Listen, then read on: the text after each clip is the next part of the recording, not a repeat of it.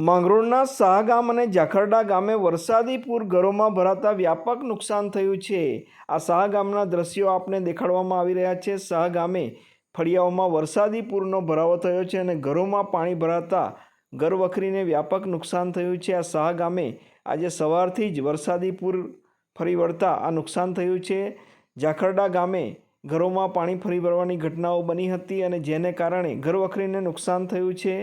માંગરોળ તાલુકાના શાહ ગામે ઘરોમાં પાણી ભરાયેલા નજરે પડી રહ્યા છે।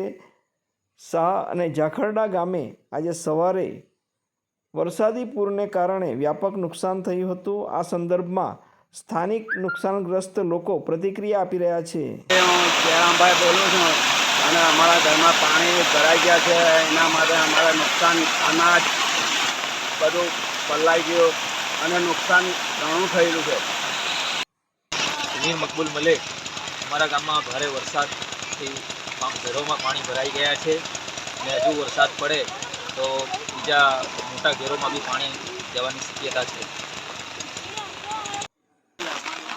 સાહેબ, અમારા ઘરમાં પાણી ભરાઈ ગયેલા છે, ફૂલ કબાટો બી તણાઈ ગયેલા છે ને ઘરમાં બધું જ મરઘા બધું તણાઈ ગયું, બહુ ફૂલ પાણી છે।